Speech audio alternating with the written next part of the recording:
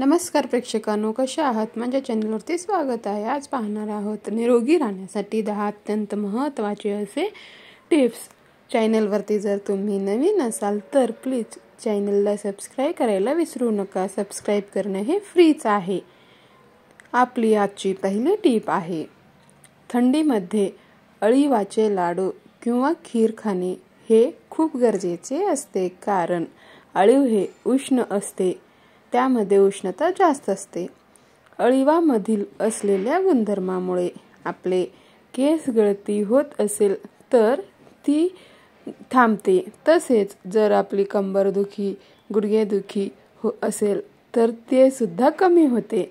तसेच आपली त्वचाही निरोगी बनते. अशा अनेक फायदे आपल्याला अळीव खाल्ल्यामुळे मिळतो. त्यामुळे थंडीमध्ये अळीव नक्कीच खायला पाहिजे. तुम्हाला यामधील कुठले टिप्स आवडले असतील तर कॉमेंट बॉक्समध्ये नक्कीच सांगा. व्हिडिओ आवडला असेल तर लाईक करायला विसरू नका. आपली पुढची टिप आहे, कोथिंबीर वडी करत असताना त्यामध्ये बेसनऐवजी हरभऱ्याची डाळ ही 1 तास भिजवावी व नंतर त्याला रवाळ कुटून घ्यावी व त्यामध्ये मिक्स करावी व त्यामध्ये हे रवाळ कुटलेले हरभऱ्या डाळीसोबत तांदळाचे थोडंसं पीठ देखील मिक्स करून कोथिंबीर वडी करावी. त्यामुळे कोथिंबीर वडी हे खूप क्रिस्पी कुरकुरीत होते. तुम्ही त्यामध्ये चवीसाठी हिरवी मिरची, हिंग, आलं, लसूण टाकू शकता. यामुळे कोथिंबीर वडीला चव हे छान येते. आपली पुढची टीप आहे, सध्या हिवाळा चालू आहे व हिवाळ्यामध्ये फळं हे भरपूर प्रमाणात उपलब्ध असतात. त्यामधलेच एक फळ म्हणजे संत्री. सध्या संत्री हे खूप मार्केटमध्ये आहे.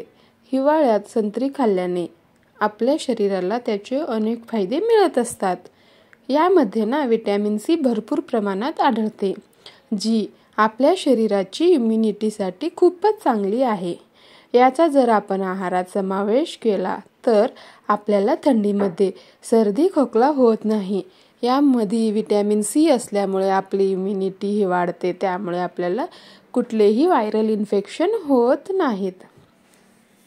आपण कुठून पाहत आहात कमेंट बॉक्समध्ये नक्कीच सांगा.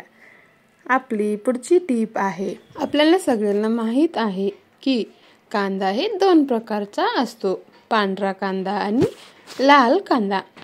पांढरा कांदा हा लाल कांद्यापेक्षा खूप कमी सौम्य असते. ते चिरले की आपले डोळे जास्त चुरचुरणार नाहीत. तसेच पांढऱ्या कांद्यामध्ये लाल कांद्यापेक्षा औषधी गुणधर्म हे जास्त असतात. जर आपणास चक्कर येत असेल किंवा डोळ्यासमोर अंधार येत असेल तर अशामध्ये कांदा फोडून त्याचा वास घेतल्याने हा त्रास कमी होतो. तर तुम्ही कुठून पाहत आहात कॉमेंट बॉक्समध्ये नक्कीच सांगा. व्हिडिओ आवडला असेल तर लाईक शेअर करायला विसरू नका. आपली पुढची टीप आहे, रोज सकाळी नाश्ता न केल्यामुळे हृदयरोगाचा धोका वाढू शकतो. तसेच नाश्ता न केल्यामुळे आपले रक्तदाबही वाढू शकते व आपले वजनही वाढू शकते व आपल्याला मधुमेहाचा पण धोका वाढू शकतो. त्यामुळे नेहमीच नाश्ता हे करावे. नाश्त्याला कधीही स्किप करू नये. आपण पोटभर नाश्ता केलं की दिवसभर आपलं एनर्जी हे छान राहते. आपली पुढची टीप आहे, कोणतीही भाजी करत असताना त्याला छान रंग यासाठी किंवा छान तरी येण्यासाठी कधीही खायचा रंग वापरू नये. त्याऐवजी त्याला फोडणी दिल्यानंतर मसाल्याला छान तेल सुटेपर्यंत परतून घ्यावे. मसाला करपू देऊ नये. झालं तर तुम्ही त्यामध्ये 1 ते 2 चमचे पाणी टाकू शकता. त्यामुळे मसाला करपणार नाही. त्यानंतर त्यामध्ये ग्रेव्ही जास्त करायची असेल तर गरम पाणी टाकावे. थंड पाणी कधीही कुठल्याही भाजीला किंवा भात करत असताना टाकू नये. अशा प्रकारे जर तुम्ही भाजी केला तर भाजीला हे कलर छान येते व आपली ग्रेव्ही पण छान होते व त्याला तर्री पण छान येते. आपली पुढची टीप आहे, थंडीमध्ये कडधान्य भिजत ठेवून तुम्ही ते भांडे 2-3 तास उन्हात ठेवू शकता. असे केल्याने कडधान्याला हे लवकर मोड येतात, कारण कडधान्याला थंडीमध्ये लवकर मोड येत नाहीत. तसेच पाणी हे जास्त गरम असू नये. गरम पाण्यामुळे कडधान्याला हे वास येऊ शकते. जास्त पाण्यामुळे कडधान्य हे खराब होण्याची शक्यता असते व त्याला मोडही जास्त येत नाहीत. त्यामुळे जास्त गरम पाणी होऊ देऊ नये. आपली पुढची टीप आहे कडधान्याबद्दलच. थंडीमध्ये जर आपणास कडधान्य भिजवायचे असेल तर त्याला लवकर मोड येत नाहीत, तर अशा वेळी तुम्ही ते कडधान्य कोमट पाण्यामध्ये भिजवू शकता. कोमटच पाणी करावे, जास्त गरम पाणी करू नये वरती सांगितल्यासारखं, नाहीतर कडधान्य हे खराब होऊ शकतात. अशा प्रकारे तुम्ही जर कडधान्य भिजवलात तर आपल्या कडधान्याला छान प्रकारे मोड येतात. इथपर्यंत व्हिडिओ पाहिल्यानंतर जर तुम्ही सबस्क्राईब केला नसाल तर प्लीज सबस्क्राईब करा.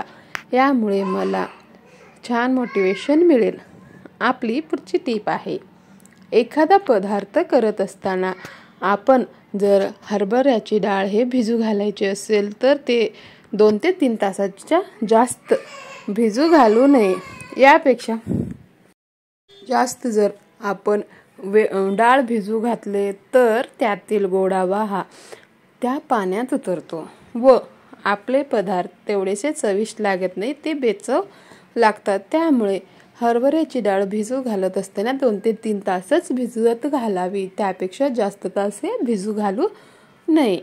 आपली पुढची टीप आहे जर आपल्या केसामध्ये कोंडा दूर करायचा असेल तर 1 ग्लास घ्यावे व त्यामध्ये 1 ग्लास पाणी घेऊन कडुलिंबाची पाने, अर्धा लिंबू तसाच टाकून अर्धा लिंब टाकून 2 चमचे तांदूळ टाकावे व त्यामध्ये 10 मिनिटे बारीक गॅसवर उकळून घ्यावे. नंतर ते पाणी गाळून थंड करून त्यामध्ये तुम्ही रेग्युलर जे शॅम्पू वापरतात ते शॅम्पू टाकून केस हे स्वच्छ धुवून घ्यावे.